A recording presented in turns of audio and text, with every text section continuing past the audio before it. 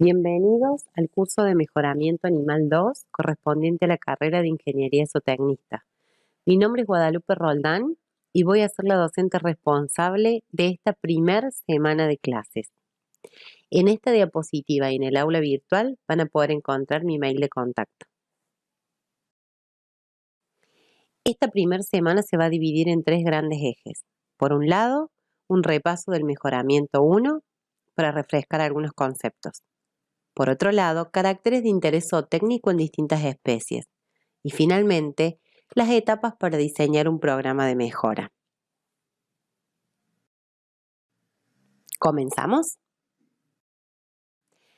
Bueno, a ver, lo primero que me parece importante que tengamos en cuenta es refrescar un poco el objetivo del mejoramiento animal. Nos vamos a adentrar en cómo mejorar genéticamente una población. Para eso es necesario que entendamos qué es el mejoramiento animal y cómo influye en los sistemas pecuarios. Muy bien, el mejoramiento animal sabemos que hoy en día es uno de los pilares de la producción animal, que tiene un peso muy importante porque está comprobado que es una herramienta de la producción animal que permite hacer más eficientes los sistemas e impactar de forma positiva e importante en la rentabilidad de los sistemas. Es decir, es una herramienta que nosotros como técnicos a futuro vamos a poder utilizar para mejorar un sistema. El objetivo principal del mejoramiento animal es tratar de que los individuos, el grupo de animales que conforma una población, tengan características genéticas deseables.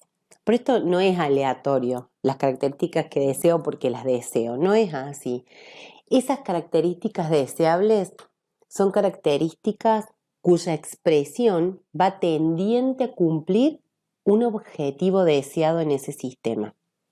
Cada sistema, según la especie que produzca, va a tener determinados objetivos que, en definitiva, van a hacer al producto que se comercialice de ese establecimiento.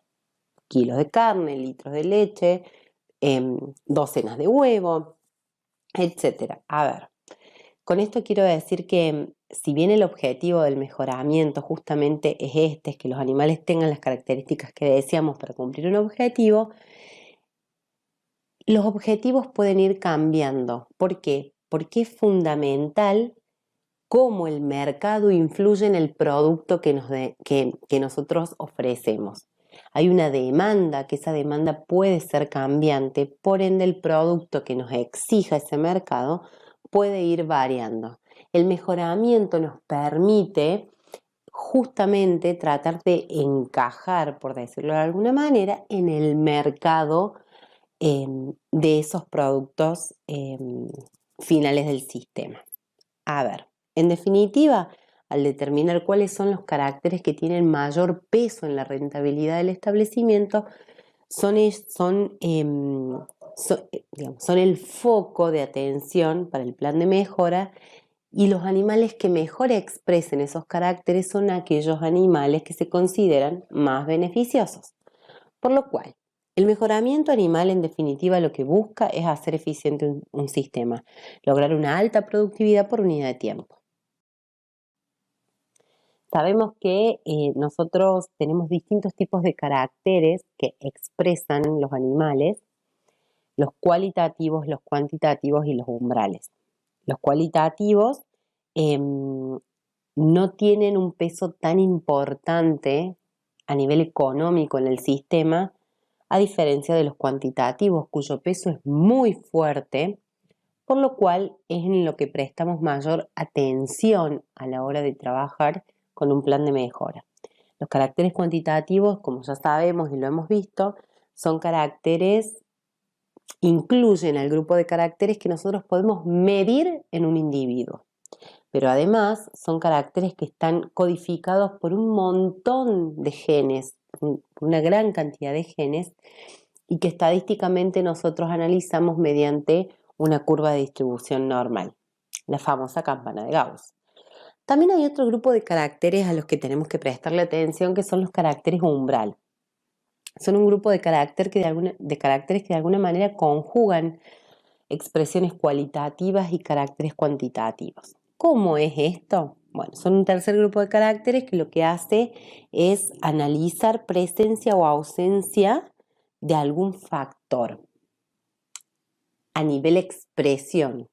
Entonces, esta presencia o ausencia es causada por efectos cuantitativos, pero si nosotros decimos tiene o no tiene, nos da la idea de que estamos hablando de caracteres cualitativos, pero si analizamos el trasfondo genético de ese tiene o no tiene, vemos que es poligénico, es decir, son caracteres cuantitativos. Los caracteres umbral son caracteres que son categóricos en una escala observable, pero si nosotros vamos a una escala subyacente, es decir, lo que no observamos, nos damos cuenta que tienen una expresión continua. Para dejar más en claro este tipo de caracteres, lo que podemos hacer es analizar este gráfico. En un lado de la recta, la parte genética. En el otro lado de la recta, la parte ambiental. Y al medio, una conjugación tanto de lo genético como lo ambiental. Voy a darles algunos ejemplos para que podamos entender. Por ejemplo, la braquignatia es la condición mediante la cual la mandíbula inferior es más corta que la mandíbula superior. Eso es una expresión fenotípica y el origen de esa expresión fenotípica es puramente genético. El individuo ya nace con esa condición. Por otro lado, en el otro extremo de la recta tenemos el ambiente. Podemos dar un ejemplo, la brucelosis. La brucelosis es una enfermedad que podemos decir que es una expresión fenotípica cuyo origen es netamente ambiental. No tiene que ver con un trasfondo genético. Si nos centramos en el medio del gráfico, podemos analizar la displasia de miembros posteriores. A mí me gusta dar un ejemplo que es bastante conocido, en donde podemos analizar lo que ocurre con una raza canina, que son los pastores alemanes. Los pastores alemanes tienen una tendencia a la displasia de miembros posteriores en edades avanzadas. No todos los pastores alemanes tienen displasia de miembros, pero sí hay una tendencia de la raza a que lo tengan. Pero se necesitan ciertas condiciones para que se puedan expresar los genes que portan todos los pastores alemanes para la displasia de miembros posteriores. Es decir, todos pueden tenerla porque su trasfondo genético, los genes que codifican para la displasia lo tienen todos los pastores alemanes, pero solamente se da si hay una mala alimentación desde edades tempranas. Si la alimentación no es la adecuada, lo que ocurre es que esa falta de alimentación adecuada hace que se expresen este grupo de genes que codifica para este tipo de afección o expresión fenotípica. Entonces ahí sabemos que el origen no es solamente genético, también necesita un aporte ambiental y a esto hacen referencia los caracteres umbral. Es decir, se necesita una propensión, que es el efecto combinado de todos los factores, en este caso genético y ambiental, que hace que un individuo desarrolle un efecto o una enfermedad. Cuando hablamos de caracteres umbral, por lo general estamos hablando de enfermedades.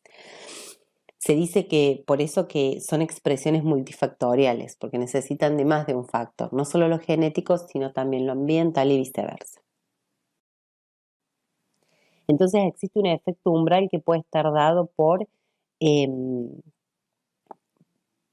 cuando los individuos exceden ese umbral, ¿sí? Puede ser que tengan una alta exposición a factores ambientales que hace que se sobrepase ese umbral y se exprese esta condición fenotípica, o en su defecto puede que el efecto ambiental no sea tan fuerte, pero la carga genética o el riesgo genético en ese caso sí es muy alto, por lo cual con un poquito de aporte ambiental se pasa ese umbral necesario para la expresión del carácter. Vamos a recordar rápidamente algunos conceptos que son importantes para, por lo menos para entender el trasfondo de un plan de mejora genética. Todo parte de la fórmula básica. La fórmula básica que está dada por la varianza fenotípica, que es la suma de la varianza genética y la varianza ambiental. Vamos a hacerlo muy rápido a esto y simplemente recordar que todo lo que registramos, esos valores que registramos para cada carácter, los distintos pesos, la medición de los centímetros de circunferencia escrotal o cualquiera sea el carácter que nosotros estemos registrando, eso es varianza fenotípica. Ese valor numérico que registramos es responsabilidad no solo de la genética que portan los individuos, sino también del ambiente en el que se lleva a cabo el desarrollo de esos individuos. Entonces, cuando hablamos de la parte genética, hablamos de que ahí está interviniendo el 50% de la información genética de la madre y el 50% de la información genética del padre. Por lo cual ahí tenemos que ver que es muy importante la elección de los reproductores a la hora de perseguir una determinada expresión para los caracteres. Pero además, no solamente hay aporte génico de los genes que provienen de los padres, de la generación parental, sino también que a la hora en que se produce la combinación entre los genes del padre y los genes de la madre, se pueden dar algunos fenómenos que nosotros llamamos la dominancia y la interacción, ¿sí? Y también tenemos que recordar que si bien nosotros no podemos manejar si se da o no se da dominancia, si se da o no se da interacción entre genes, sí podemos conocer algunas herramientas del mejoramiento que nos permite, bueno, entender cuál sería el mejor camino para mejorar algunos caracteres. Y el principal parámetro poblacional es justamente la heredabilidad, como se ve en este gráfico. Y los factores ambientales hacen referencia, o las varianzas ambientales hacen referencia a todo lo que no es genético. Todo lo que no es genético es ambiental. Llámese reproducción, sanidad, manejo, instalaciones, etc.